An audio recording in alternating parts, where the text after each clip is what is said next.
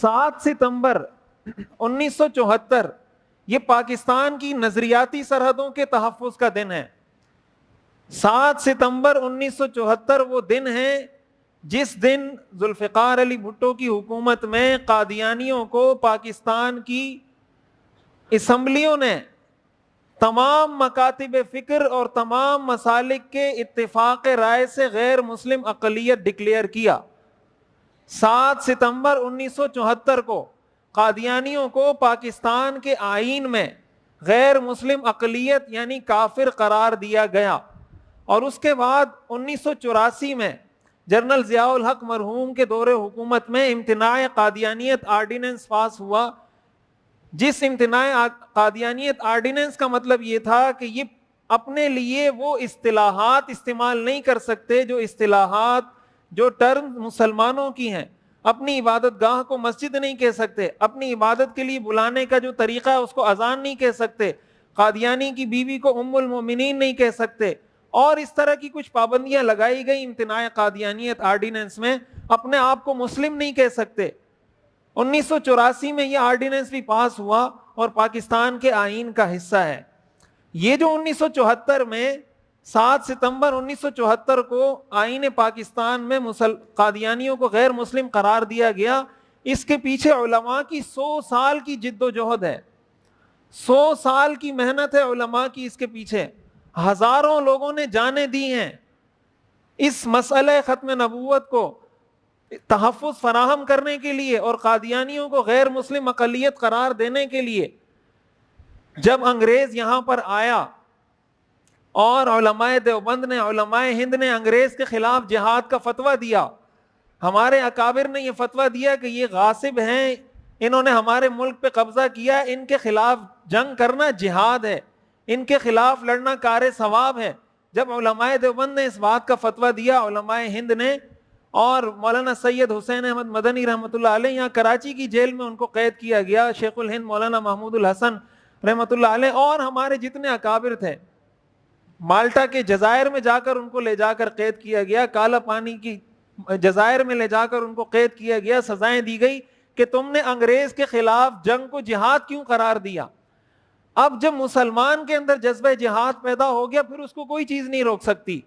انگریز نے مسلمانوں سے اس جذبہ جہاد کو نکالنے کے لیے قادیانی کی ایک کاش ڈالی, قادیانی کی شکل میں مسلمانوں میں یا اس طبقے کے اندر, اس علاقے کے اندر ایک شخص کو پیدا کیا جس نے یہ فتویٰ دیا کہ انگریز کے خلاف جنگ کرنا حرام ہے, انگریز کے خلاف جہاد کرنا حرام ہے, اور اسلام میں جہاد کا اور جنگ کا کوئی تصور نہیں ہے.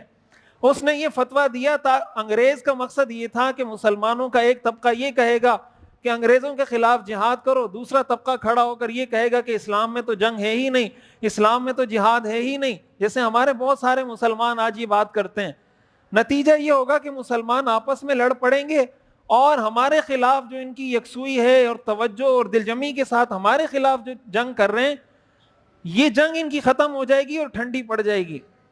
جب 1947 میں پاکستان بنا تو قادیانیوں پر یہ دن بہت بھاری تھا. جب اس نظریے کی بنیاد پر, لا الہ الا اللہ کی بنیاد پر پاکستان بنا, اور وہ جو علاقے تھے, پٹھان کوٹ کا علاقہ تھا, گرداسپور کا علاقہ تھا, اور کچھ علاقے ایسے تھے جن کو جان بوجھ کر قادیانیوں نے پاکستان سے الگ کر کے انڈیا میں شامل کیا تاکہ یہ پاکستان کا حصہ نہ بنے اور ہمیں یہاں مشکلات نہ ہو. وہ سارے حصے ان کے پاس آئے. اس کے بعد قادیانیوں نے, مرزا بشیر الدین جو ان کا بڑا تھا, انہوں نے پاکستان کے خلاف پورا ایک پروگرام بنایا کہ ہم پاکستان کو قادیانی اسٹیٹ بنائیں گے, احمدی اسٹیٹ بنائیں گے. بلوچستان کو انہوں نے کہا یہ ہماری اسٹیٹ ہوگی, ہمارا دارالحکومت ہوگا, یہاں سے ہم پورے ملک کو قادیانی بنانے کے لیے کوشش کریں گے. یہ پوری 100 سال پر محیط ایک بہت بڑی تاریخ ہے. ہمارے اکابر نے بہت قربانیاں دی ہیں, علم کے میدان میں, عمل کے میدان میں, مناظرے کے میدان میں, عدالت کے میدان میں, دلائل کے میدان میں, بات کے میدان میں, کسی میدان میں ہمارے علماء نے ان کو چھوڑا نہیں ہے. ہر جگہ ان کو ناک آؤٹ کر کے شکست دی ہے. تب جا کر پاکستان کی اسمبلی نے متفقہ طور پر ان کو غیر مسلم اقلیت قرار دیا. اور یہ پاکستان کے اس لحاظ سے اگر دیکھا جائے, یہ پاکستان کے جغرافیائی تحفظ کا بھی مسئلہ ہے, یہ پاکستان کی نظریاتی سرحدوں کا بھی مسئلہ ہے. علامہ اقبال نے 4 مضامین اس پر لکھے ہیں کہ قادیانی اسلام اور پاکستان کے غدار کیسے ہیں. 4 مضامین علامہ اقبال نے اس پر لکھے ہیں. بڑی وضاحت کے ساتھ انہوں نے ساری چیزیں ذکر کی ہے. یہ نہ اسلام کے وفادار ہیں نہ پاکستان کے وفادار ہیں. جب اسلام کے وفادار نہیں اس کا مطلب ہماری نظریاتی سرحدوں کے بھی دشمن ہیں. پاکستان کے وفادار نہیں اس کا مطلب ہماری جغرافیائی سرحدوں کے بھی دشمن ہیں. ہماری فوج کا بھی کام ہے کہ ان سے اپنے ملک کو بچائے. ہمارے علماء کا بھی کام ہے کہ ان کے شر سے، ان کے نظریات سے اپنے مسلمانوں کو بچائے. اگر قادیانیوں کے نظریات سے، قادیانیوں کے دجل اور سازشوں سے اپنے آپ کو نہیں بچائیں گے، پاکستان کی نہ جغرافیائی سرحد محفوظ رہ سکتی ہے اور نہ پاکستان کی نظریاتی سرحد محفوظ رہ سکتی ہے. پاکستان کے اندر جہاں کہیں جب بھی قادیانی اقتدار میں آئے، ظفر اللہ خان جو وزیر خارجہ تھا پاکستان کا، اس نے جس طریقے سے پاکستان کو نقصان پہنچایا ہے داخلی طور پر اور خارجی طور پر، آپ تاریخ پڑھیں گے تو آپ کی آنکھیں کھلی کی کھلی رہ جائیں گی کہ کیا کچھ کیا انہوں نے پاکستان کے خلاف. صورتحال یہ ہے، المیہ یہ ہے. ہمارے ہاں کالجوں میں، یونیورسٹیوں میں، مدارس میں آئین پاکستان پڑھایا ہی نہیں جاتا. جس ملک میں ہم رہتے ہیں، اس مجمع میں جتنے لوگ موجود ہوں گے، شاید کوئی شخص یہ کہہ سکے کہ میں نے آئین پاکستان پڑھا ہوا ہے. شاید ہی کوئی آدمی ایسا ہو جو کہے مجھے آئین پاکستان کا پتہ ہے. پاکستان کا پورا آئین اسلامی ہے. ہم لوگ شعور اس کو کہتے ہیں کہ اس جماعت کو ووٹ دے دیے تو شعور پیدا ہو گیا، اس جماعت کو ووٹ دے دیے تو شعور پیدا ہو گیا. شعور اس کو کہتے ہیں کہ آپ کو اپنے آئین کا پتہ چلے، آپ کو اپنے ملک کے قانون کا پتہ ہو، آپ کو پتہ چلے کہ قادیانیوں کی یہاں آئینی اور قانونی حیثیت کیا ہے. ہمارے یہاں مدارس میں بھی نہیں پڑھایا جاتا آئین پاکستان، کالجوں اور یونیورسٹیوں میں بھی نہیں پڑھایا جاتا. مطالعہ پاکستان کے نام سے ایک کتاب شامل کی ہوئی ہے، سرسری، اس کے اندر بھی چھیڑ خانی کرتے رہتے ہیں. کبھی کسی اداکار کی ہسٹری شامل کر دیتے ہیں، کبھی کسی پنڈت کی ہسٹری شامل کر دیتے ہیں. عجیب و غریب چیزیں اس کے اندر ایڈٹ کرتے رہتے ہیں، اس کے اندر کوئی نہ کوئی امینڈمنٹ یہ کرتے رہتے ہیں. ہمارے ہاں جب آئین پاکستان پڑھا نہیں جائے گا، پڑھایا نہیں جائے گا، تو ہمیں کیسے پتہ چلے گا پاکستان کی جغرافیائی سرحدیں کیا ہیں اور نظریاتی سرحدیں کیا ہیں. 7 ستمبر ہمیں اس بات کی یاد دلاتا ہے. علماء نے اس بات کا مطالبہ کیا ہے کہ مسلمان 7 ستمبر کو پورے جوش و خروش کے ساتھ اس طریقے سے منائیں کہ جگہ جگہ، گلی گلی، گھر گھر اپنے بچوں کو بتایا جائے کہ 7 ستمبر کی پاکستان کی تاریخ میں کیا اہمیت ہے، 7 ستمبر کو کیا ہوا تھا. اور یہ جو قادیانی یہ بات کرتے رہتے ہیں نا، بہت سے لوگ یہ کہتے ہیں جی قادیانیوں کے اخلاق بڑے اچھے ہوتے ہیں، یہ کرتے ہیں وہ کرتے ہیں. دیکھیں ایک بات میں آپ کو بتاتا ہوں، اس بات کو اچھے طریقے سے سمجھیں، اور یہ تاریخ کا حصہ ہے. میں کوئی فرضی قصے کہانی افسانے نہیں سناتا، جو بات کرتا ہوں بالکل اتھینٹک مستند بات کرتا ہوں. یہودی جب دنیا میں، قرآن کریم نے، اللہ تعالیٰ نے فرمایا کہ یہودیوں پر میں نے ذلت مسلط کر دی ہے.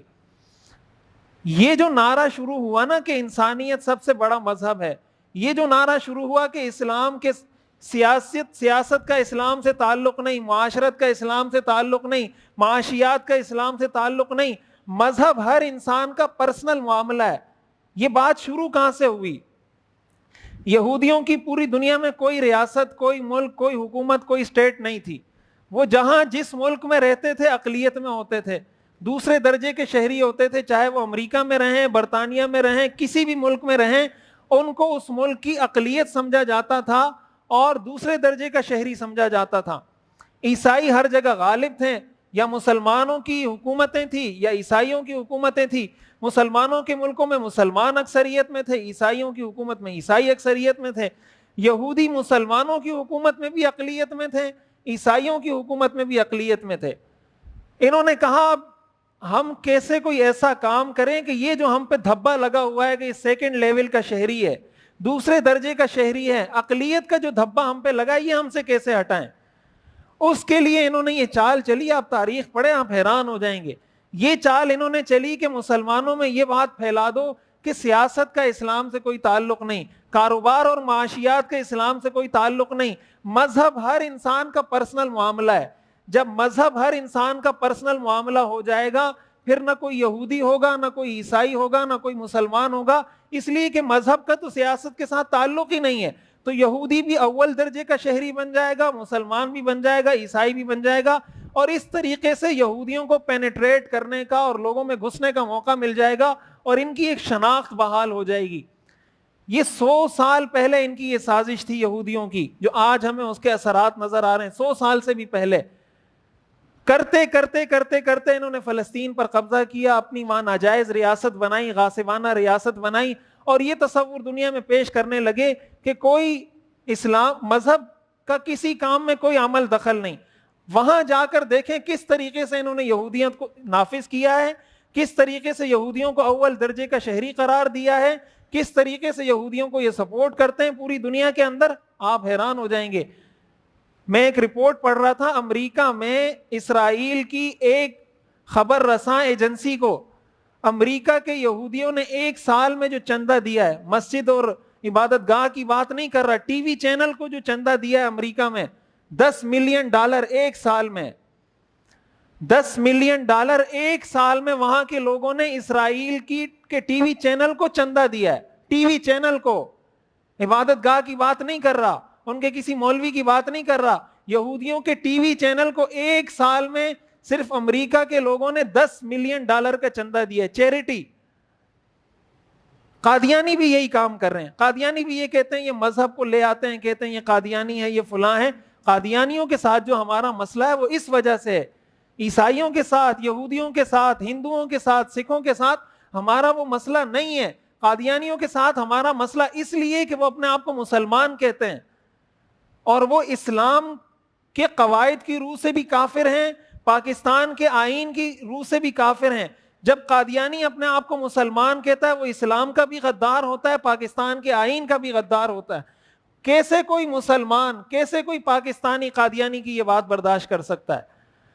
اس وقت پاکستان کے اندر علماء کرام بارہا اس خدشات کا اظہار کر رہے ہیں, بار بار, کہ پاکستان میں قادیانیت کو فروغ دینے کی کوشش کی جا رہی ہے.